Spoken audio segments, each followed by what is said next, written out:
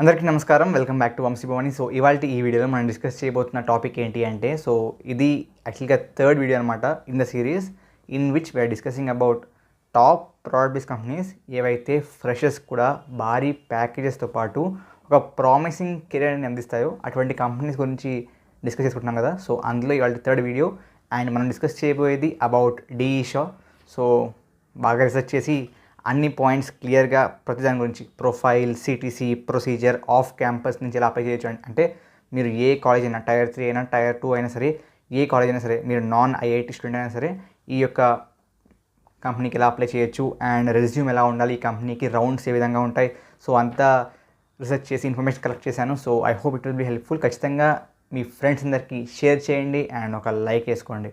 So before getting started, ఒకవేళ కనుక మీరు కూడా ఒక ఉన్న జాబ్లోంచి కొత్త జాబ్కి షిఫ్ట్ అవుదాం అనుకుంటున్నారు ఆర్ ఫస్ట్ టైం ఒక జాబ్లో జాయిన్ అవుదాం అనుకుంటున్నారు, so Relevel by Unacademy will definitely be helpful to you. బేసిక్గా రీలెవెల్ బై అన్అకాడమీలో మీరు మీకు ఇష్టమైన కేటగిరీకి సంబంధించిన టెస్ట్లు ఇవ్వచ్చు.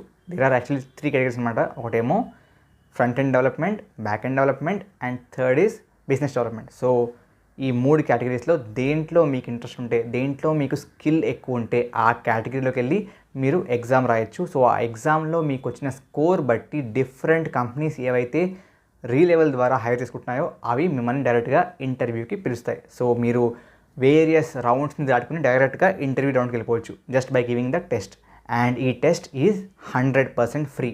మీరు ఎటువంటి ఫీజు కట్టట్లేదు. ఓకే, సో బేసిక్గా ఈ యొక్క రీలెవెల్ ద్వారా హైర్ అయిన స్టూడెంట్స్ ఎవరైతే ఉన్నారో సో వాళ్ళకి ఒకవేళ non tech roles, so coding కానీ రోల్స్లో జాయిన్ అవుతే మినిమం ఏదైతే సిటీసీ ఉందో ఇట్ ఈస్ 4 lakhs అనమాట. అండ్ ఒకవేళ మీరు టెక్ రోల్స్తో జాయిన్ అవుతే రీలెవెల్ ద్వారా the minimum CTC is 6 lakhs అండి. And obviously there are many students ఎవరైతే 15 lakhs కంటే ఎక్కువ కూడా ప్యాకేజెస్ రీలెవెల్లో ఎగ్జామ్ ఇచ్చి సాధించారు. సో ఇప్పటిదాకా ఎవరైనా అలా ఇచ్చి సాధించిన వాళ్ళు ఉన్నారని అంటే, సో మీరు స్క్రీన్ మీద చూస్తున్నారు కదా, సో వీళ్ళందరూ రీలెవెల్ ద్వారా ఎగ్జామ్ ఇచ్చి దాంట్లో మంచి మార్క్స్ వచ్చాక జాబ్స్ పొందిన వాళ్ళే. So again the test is 100% free. అది కాకుండా ఒకవేళ మీరు లైక్ అప్లై చేస్తున్నప్పుడు మిమ్మల్ని వీడియో రెజ్యూమ్ అడుగుతారనమాట. సో అది ఎలా అప్లై చేయాలని చెప్పి చాలామంది డౌట్ ఉంటుందంట.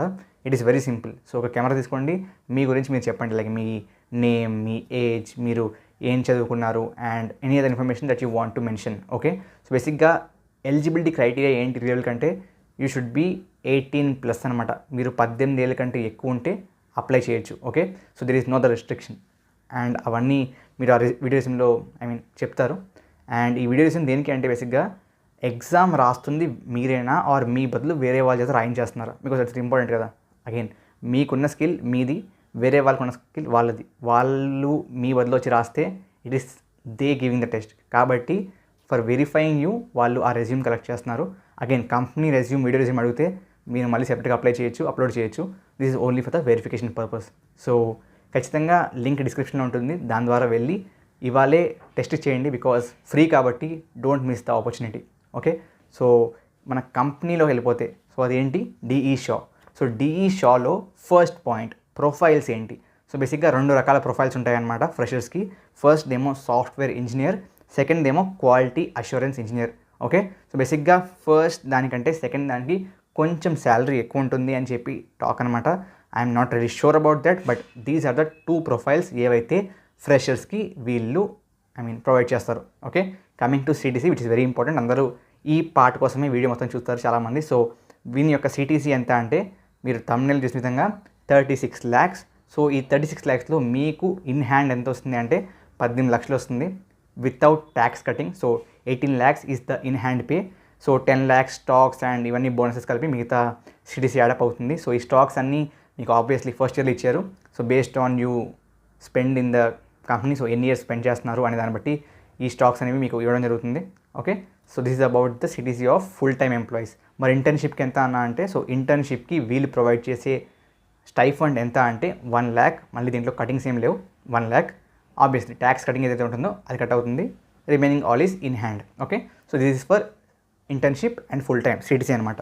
బేసిక్గా ప్రొసీజర్ ఏ విధంగా ఉంటుంది అంటే, సో నేను చూసిన దాన్ని బట్టి, నేను రీసెర్చ్ చేసిన దాన్ని బట్టి చూసింది ఏంటి అంటే ఈ యొక్క డిఈ షాక్ కంపెనీలో all the rounds are difficult. So బాగా డిఫికల్ట్గా ఉన్నాయని చెప్పి చాలామంది చెప్పడం జరిగింది. ఓకే, సో బేసిక్గా వీళ్ళ దాంట్లో ఫస్ట్ రౌండ్ ఏంటి అంటే, ఫస్ట్ రౌండ్లో యాక్చువల్గా వీళ్ళు both coding questions and MCQs అడుగుతారు. ఎంసీక్యూస్లో మిమ్మల్ని యాప్టిట్యూడ్ కొంతవరకు అండ్ కోర్ క్వశ్చన్స్ అంటే computer science related core, DBMS, OS, networking, okay, operating system, ఇవన్నీ మిమ్మల్ని ఎంసీక్యూస్లో అడుగుతారు. అండ్ ఇది కాకుండా 2 కోడింగ్ క్వశ్చన్స్ ఉంటాయి. ఓకే, సో ఈ 2 కోడింగ్ క్వశ్చన్స్ కూడా అగైన్ చాలా డిఫికల్ట్గా ఉంటాయంట. Basic DSA questions, I mean DSA based క్వశ్చన్సే, కాంపిటేటివ్ లెవెల్ కాదు. ఓకే, కాంపిటేటివ్ కోడింగ్ కాదు, డిఎస్ఏ బేస్డ్ క్వశ్చన్సే, బట్ కొన్ని అడ్వాన్స్ క్వశ్చన్స్ అనమాట. సో మోస్ట్లీ వీళ్ళు గ్రాఫ్స్, డిపి అండ్ ట్రీస్ మీద అడుగుతారంట. సో ఈ 3 మాత్రం మీరు మిస్ అవ్వకండి ఈ యొక్క కంపెనీకి అప్లై చేస్తే మాత్రం. ఓకే, డిఈ షాకి గ్రాఫ్స్, డిపి అంటే ఏంటి, what is DP, dynamic programming, and ఇంకోటి ఏం చెప్పాను, ట్రీస్. ఇది కాకుండా అర్రేస్ అండ్ స్ట్రింగ్స్లో మీరు పర్ఫెక్ట్గా ఉండాలి. దేంట్లో, arrays and strings. Okay, so next coming to the interview. బేసిక్గా ఈ కంపెనీలో 2 ఇంటర్వ్యూస్ ఉంటాయంట. సో ఈ 2 ఇంటర్వ్యూస్లో కూడా వాళ్ళు మిమ్మల్ని కోడింగ్ క్వశ్చన్స్ అడుగుతారు. బట్ మీకు ఏదైతే ఫస్ట్ రౌండ్లో 2 కోడింగ్ క్వశ్చన్స్ ఇచ్చారో అంత డిఫికల్ట్గా అయితే ఉండవంట. They are normally basic coding questions. So ఏవైతే వాళ్ళు ప్రీవియస్ ఇయర్స్లో అడిగిన క్వశ్చన్స్ ఉంటాయో మోస్ట్లీ అవే అడుగుతారంట. సో మీరు previous year questions of the company చూసుకుంటే మోర్ ఆర్ లెస్ మీరు మేనేజ్ చేసేయచ్చు.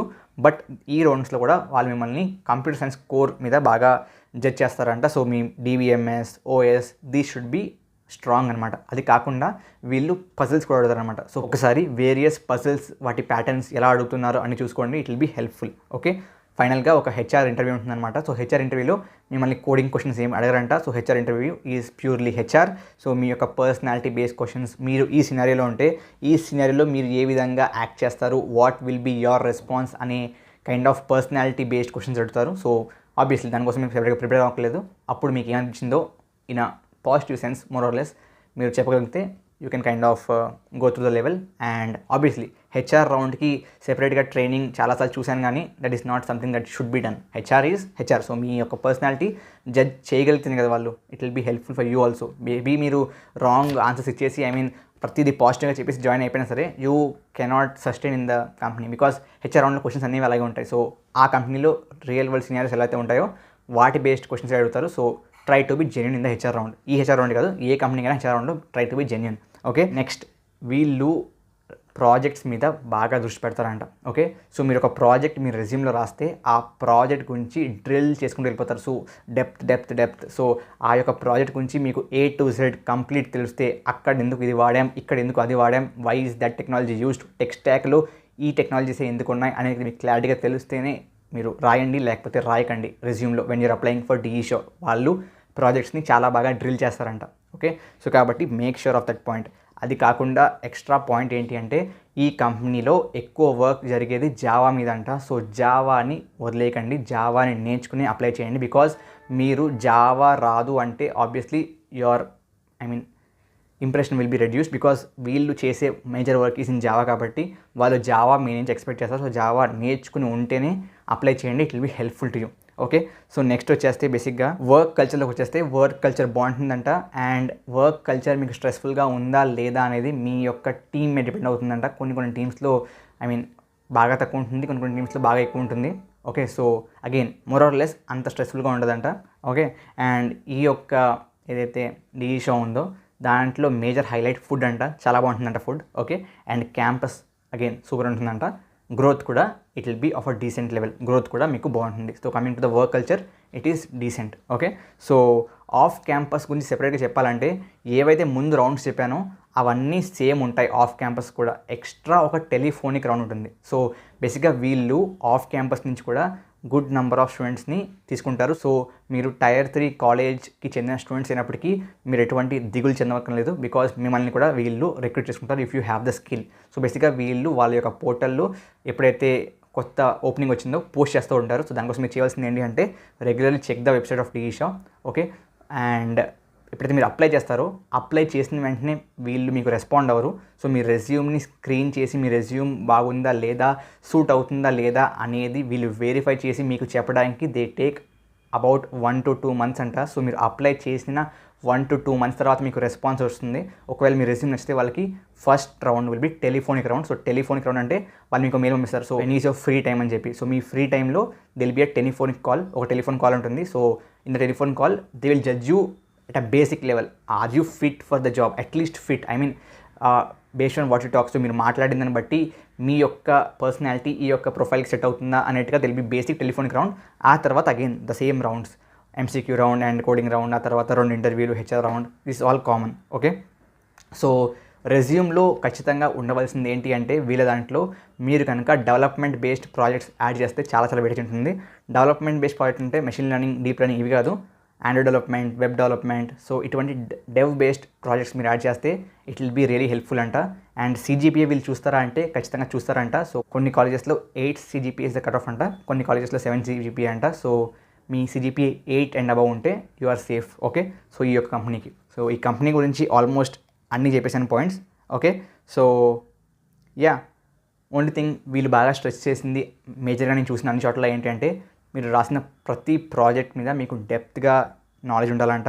అండ్ మీరు కనుక డెవలప్మెంట్ సైడ్ ప్రాజెక్ట్స్ ఎక్కువ చేసి ఉంటే మీకు ప్లస్ పాయింట్గా ఉంటుందంట. So that is all for this video guys. I hope it was helpful to you. I mean ఖచ్చితంగా మీకు నచ్చుంటే షేర్ చేయండి మీ ఫ్రెండ్స్ అందరికి కూడా, వాళ్ళకి కూడా హెల్ప్ అవుతుంది. ఆబ్వియస్లీ తెలుగులో ఇటువంటి videos are rare. I mean if I'm trying it ఖచ్చితంగా ఎంకరేజ్ చేస్తారని కోరుకుంటున్నాను. Thank you very much. జై హింద్, జై భారత్.